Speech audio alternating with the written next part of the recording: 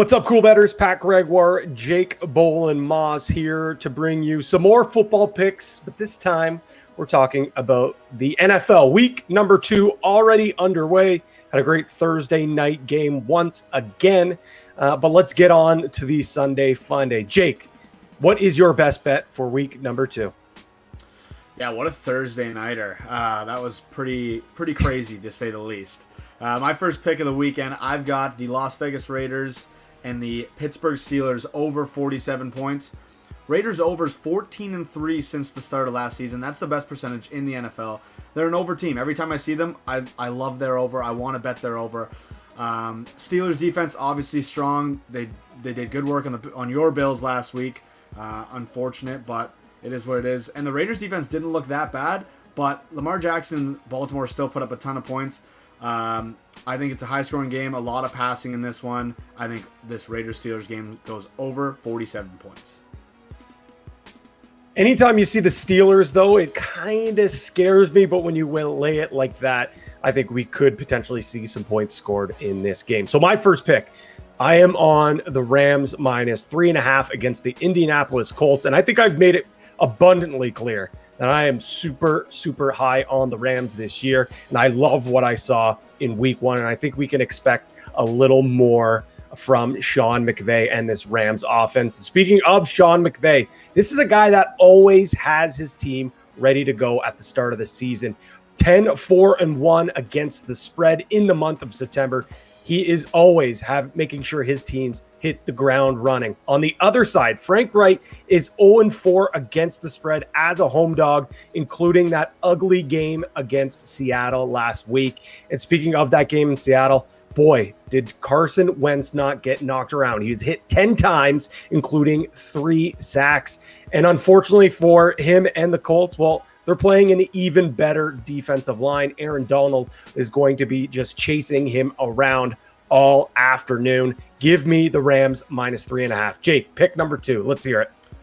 Yeah, for a Colts O-line that was so good last year, they were not good against the Seahawks last week. I hate the Colts after they screwed me over +3 last week. So, my next pick, I got Broncos minus 6 at the Jaguars. It's Teddy Covers. It's my turn to take Teddy Covers. 35-13 against the spread as a starter. 13-7 against the spread as a favorite. 4-1 against the spread as a road favorite. So I've already been low on the Jaguars since the start of the season. I had their under wins totals as an early future bet. I don't believe in them. I think they're one of the most overrated teams in the NFL.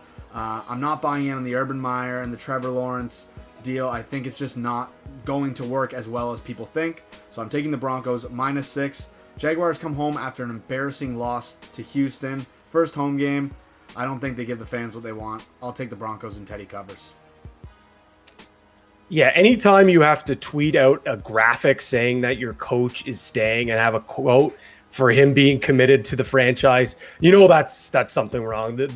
The rumors already swirling that Urban Meyer's heading back to the NCAA is just comical. So I love that play, and all those trends of Teddy Covers is just music to my ear. I love that play. I'll be hitting that one with you as well. But for my next pick, you'll like this one as well. I'm going with the Patriots minus 6 against the New York Jets. And I know interdivision home dog, you never go against it. But do you know what else you don't go against, Jake? It's Bill Belichick against rookie quarterbacks, and that's exactly what he has right here. 21-6 against rookie QBs. And Zach Wilson did look great, but he was running for his life all day long, sacked 6 times. And I think Belichick is going to scheme up some more to give fits for Wilson and this offense all day long. The Patriots probably should have beat the Dolphins in week 1 as well. They outgained them by 130 yards, but it was that terrible turnover late in the game cost them the loss. So I think they should have probably won. They should be 1-0 right now, in my personal opinion. And I also would consider sprinkling the under 43. I like what we saw out of Mac Jones as well, but I think it's going to take some time for these two offenses to start to gel with their rookie quarterbacks. But for this official play, give me the Patriots minus 6. Yeah, obviously I like that pick as a Patriots guy myself. Be good to see if Mac Jones can get his first win as a starter in the NFL and keep rolling from there. My last pick of the weekend, I'm taking, this is against my better judgment, Atlanta Falcons at the Tampa Bay Buccaneers. I'm going to take their points, 12.5. Atlanta's covered 7 of their last 8 as double-digit underdogs, and Bruce Arians is 0-4 against the spread as a double-digit favorite. So those are two nice trends that I like in favor of the pick. Divisional games tend to be a little bit more unpredictable. I think the money's going to be on Tampa here. Obviously, Falcons looked terrible last week against the Eagles. I think they can keep it close. Like they can even get it maybe within 10, maybe even a backdoor on this one. And this is the one stat that I thought was crazy. Since 2006, underdogs in division games are 60% against the spread within the first 5 weeks of the season and 62% against the spread within the first 3 weeks of the season. So with that trend right there, I'll take the Falcons. It's a lot of points for week 2, plus 12.5. It is a ton of points, but like you said, that little nugget there was quite good. I will say, Jake, though, I have the Bucks in my Survivor League, so all I need to do is the Bucks to win. So let's hope the Bucks, for your sake, don't cover and they win for my sake, so I'm not out in week 2. All right, our last pick for week number 2. I'm going with the Chiefs minus 3.5. And yes, I know there's a bit of a stigma around the Chiefs, how they always win games, but they don't seem to be able to cover. But one thing that they have done is cover the spread and beat the Ravens. They've owned the Ravens as of late. They've beat them in 5 straight times that they've played them. They've covered the spread in 4 of those games. And Andy Reid is actually 5-1 against the spread in his last 6 times to Baltimore.